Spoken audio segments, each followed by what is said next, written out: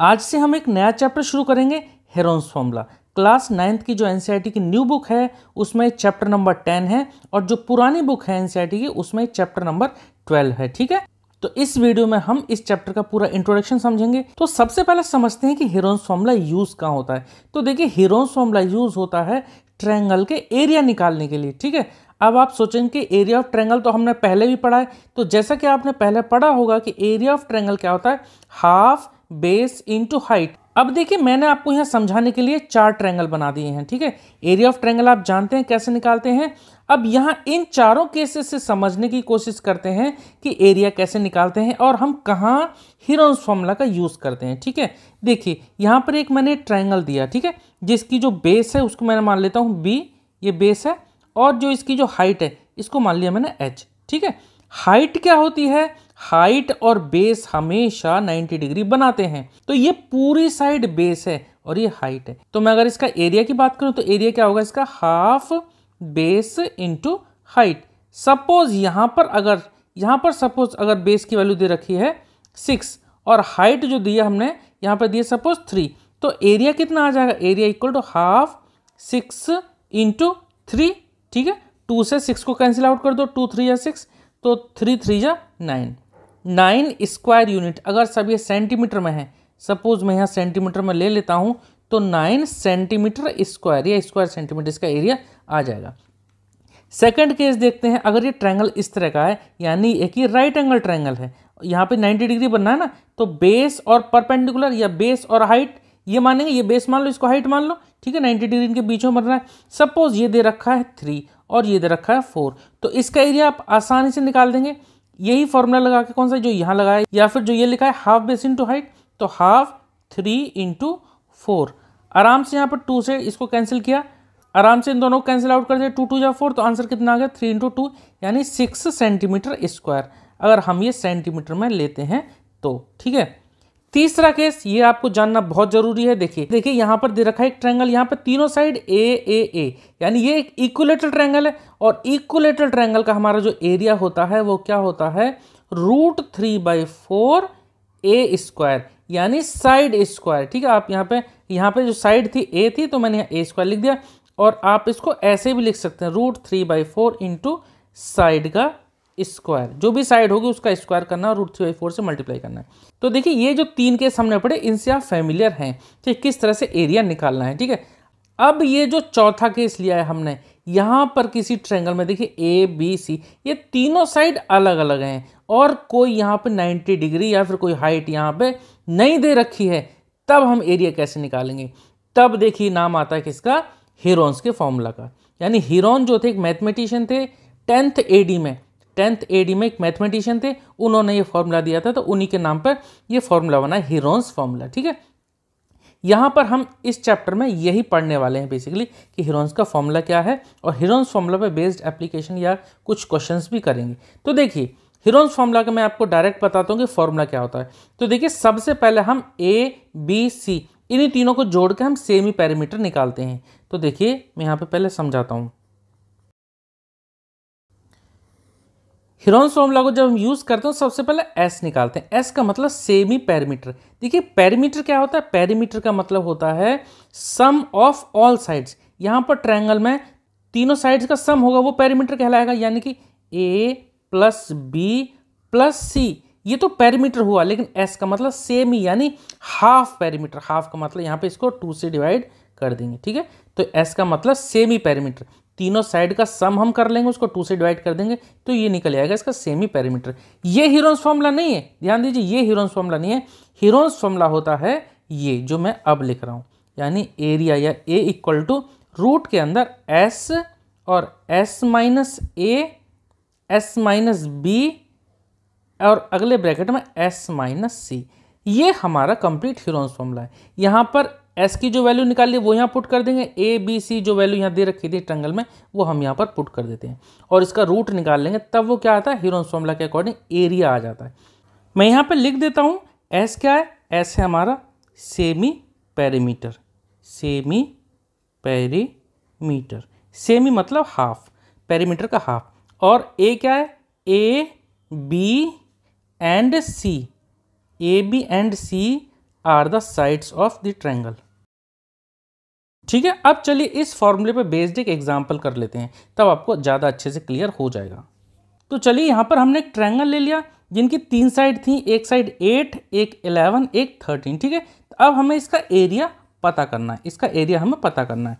तो सबसे पहले जो जो गिवन है वो लिख लेते हैं। मान लीजिए ए साइड है हमारे पास कितनी 8 सेंटीमीटर, और जो बी साइड है, बी को हमने लिया 11 सेंटीमीटर, और सी साइड को ले लिया हमने 13 सेंटीमीटर। ठीक है, तो सबसे पहले हम एस निकालते हैं। तो एस इक्वल टू क्या होता है, ए प्लस बी प्लस सी अपॉन 2, यानी पूरे का पेरीमीटर, और पेरीमीटर को 2 से डिवाइड करते हैं। तो देखिए ए कितनी है, जोड़ देते हैं, 8 प्लस 11 प्लस 13 और डिवाइड बाई 2। इनको जब जोड़ेंगे तो कितना आएगा, इन तीनों को जोड़ेंगे तो ये तो आ जाएगा कितना 32, और अपॉन में 2, तो ये कितना आ गया, ये आ गया 16। 32 को 2 से डिवाइड करेंगे तो ये आ जाएगा 16, और एस निकाल रहे हैं तो ये आएगा हमारा किसमें, सेंटीमीटर में। अब देखिए एरिया का हमारे पास क्या फॉर्मूला होता है, एरिया का फॉर्मूला होता है रूट में एस माइनस ए, एस माइनस बी और एस माइनस सी। ठीक है, यहाँ पर एस और ए बी सी की वैल्यू सब यहाँ पुट कर देते हैं। तो देखिए रूट लगा देते हैं सबसे पहले। एस कितना है हमारा 16 लिख दिया, एस माइनस ए यानी 16 माइनस ए हमने कितना माना था 8 था, तो 16 माइनस 8। अगले ब्रैकेट में एस माइनस बी यानी 16 माइनस बी साइड कितनी है 11, तो 16 माइनस 11। तीसरी एस माइनस सी, तो एस यानी 16 माइनस सी तीसरी साइड जो कितनी 13। जरा इसको सॉल्व करते हैं, देखिए रूट लगा दिया और 16 है, इसको ऐसे ही लिखा हमने। 16 माइनस 8 कितना आ जाएगा, 8 बचेगा। और ध्यान दीजिए 16 और इस ब्रैकेट के बीच में कोई साइन नहीं है, नहीं मल्टीप्लाई है, तो 16 यहाँ मल्टीप्लाई लगा सकते हैं, माइनस कर कितना है 8 आया। 16 माइनस 11 यहाँ कितने बचेगा 5 बचेगा, मल्टीप्लाई लगा दिया क्योंकि इन तीनों ब्रैकेट के बीच में कोई साइन नहीं है तो मल्टीप्लाई है, मल्टीप्लाई। 16 माइनस 13 कितना बचेगा 3 बचेगा। ठीक है, 3 बचेगा। अब हमें क्या करना है, देखिए कि अब हमें इनको फैक्टर कर देने हैं। हमें इनको देखो, एक तरीका तो ये है कि इन सब को मल्टीप्लाई कर लो और उसका हम स्क्वायर रूट ले लें, ये थोड़ा सा टफ पड़ जाता है। हमें क्या करना चाहिए, हमें इनके फैक्टर करने चाहिए ताकि हमें काम हमारा आसान हो जाए। जैसे 16 है, 16 को आप 4 इंटू 4 लिख सकते हैं। बेसिकली हमें इनके पेयर बनाने होते हैं। जैसे पेयर बन जाएंगे और पेयर में से हम एक बाहर ले लेंगे और रूट गायब हो जाएगा, एटलीस्ट उसके लिए। 8 को हम क्या लिख सकते हैं, 8 को हम लिख सकते हैं, देखिए वैसे तो लिख सकते हैं 2 इंटू 2 इंटू 2, 2 2 जा 4, 4 2 जा 8, ऐसे लिख सकते हैं। ठीक है, अब आप सोचेंगे तो 16 को तो आपने 4 इंटू 4 लिखा, 8 को ऐसे क्यों, देखिए 16 का हमें दिख रहा था कि 4 इंटू 4 यानी पेयर बन जाएगा पूरा, 8 का कोई नहीं बन रहा था पेयर, तो इसलिए 8 को हमने सिंप्लीफाई करके 2 इंटू 2 इंटू 2 लिख दिया।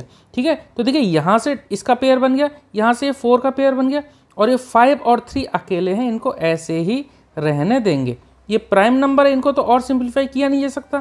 ठीक है, तो इसलिए इनको ऐसे ही रहने दिया। अब हमें क्या करना है, जो पेयर बन गए उनको बाहर ले लो। जैसे यहाँ पर 4 का पेयर बन गया, 4 आ गया बाहर, 2 का पेयर बन गया, 2 भी आ गया यहाँ पर बाहर। ठीक है, अब जो बचते हैं उनको रूट के अंदर ही रहने देंगे। सपोज किसी केस में कुछ भी नहीं बचा तो अंदर कुछ भी नहीं लिखेंगे, यानी रूट हट जाएगा हमारा, और जो बाहर बाहर आएंगे उनको मल्टीप्लाई करके लिख देंगे, वही हमारा आंसर आ जाएगा। तो यहाँ क्या बचा, एक तो यहाँ 2 बचा, एक 5 बचा और 3, तो 2 5 जा 10, 10 3 जा 30। तो जो यहाँ पे बचे उनको मल्टीप्लाई करके यहाँ पे लिख देंगे, तो कितना आ गया 8 रूट 30, ये इसका आंसर आ गया। ठीक है, तो ये जो एरिया हमारा कितना आ गया 8 रूट 30, और सेंटीमीटर में था तो सेंटीमीटर स्क्वायर हम यहाँ लगा देंगे। तो फाइनल एरिया जो आ गया ट्रायंगल का कितना आ गया 8 रूट 30 सेंटीमीटर स्क्वायर। ठीक है, तो ये हमारा हुआ कि हीरोन्स फॉर्मूला का यूज करके हम इस तरह से ट्रायंगल का एरिया निकाल सकते हैं। अगर हम इन तीनों केसों में भी अगर हमारे तीनों साइड पता हो तो यहाँ पर भी हम हीरोन्स फॉर्मूला का यूज करके आंसर निकाल सकते हैं। जैसे यहाँ पर 3 था, 4 था, पाइथागोरस थ्योरम का यूज करेंगे तो ये 5 आ जाएगा, तो इस तरह से इसका भी एरिया निकल जाएगा। यहाँ पर तीनों साइड सेम है तो यहाँ पर भी हम हीरोन्स फॉर्मूला लगा सकते हैं। और ये केस तो मैंने आपको बता दिया कि ए बी सी की वैल्यू अगर यहाँ पुट करेंगे तो हीरोन्स फॉर्मूला का यूज करके हमें निकाल लेंगे। इस केस में भी जैसे ये बेस था, ये साइड और ये साइड भी अगर पता हो तो हम यहाँ पर भी हीरोन्स फॉर्मूला लगा सकते हैं। कुल मिलाकर कोई भी ट्रायंगल हो हम सबका एरिया निकाल सकते हैं, बशर्ते तीनों साइड हमें पता हो। चलिए एक केस और समझते हैं। अब देखिए यहाँ पर हमने क्वाड्रिलेटरल ले लिया, ठीक है, जिसके 4 साइड होते हैं उसको क्वाड्रिलेटरल बोलते हैं। यहाँ पर भी हम इस पूरे क्वाड्रिलेटरल का एरिया निकाल सकते हैं। कैसे? देखिए इस क्वाड्रिलेटरल को हम यहाँ पे बीच में लाइन खींच के या फिर इसका डायगोनल बना के इसको 2 ट्रायंगल में डिवाइड कर सकते हैं। एक ट्रायंगल हो गया हमारा ये जो मैंने शेड किया, और एक बचा ये जो अनशेडेड पार्ट है। तो अगर इन दोनों ट्रायंगल का अलग अलग एरिया निकाल लें तो इन दोनों ट्रायंगल के एरिया को जोड़ देंगे तो इस पूरे क्वाड्रिलेटरल का एरिया आ जाएगा। इस तरह से हम क्वाड्रिलेटरल का भी एरिया निकाल सकते हैं, बशर्ते हमें ये सभी साइड और एक ये डायगोनल पता हो। तो ठीक है, ये था इस चैप्टर का एक कंप्लीट इंट्रोडक्शन, जिसकी हेल्प से आप किसी भी ट्रायंगल का एरिया निकाल सकते हैं। बेसिकली हम इस चैप्टर में जो पढ़ेंगे वो सिर्फ हीरोन्स फॉर्मूला के मेथड से ही एरिया निकालेंगे। तो चलिए इस वीडियो में इतना ही रहने देते हैं, मिलते हैं नेक्स्ट वीडियो में जिसमें हम एक्सरसाइज 10.1 करेंगे।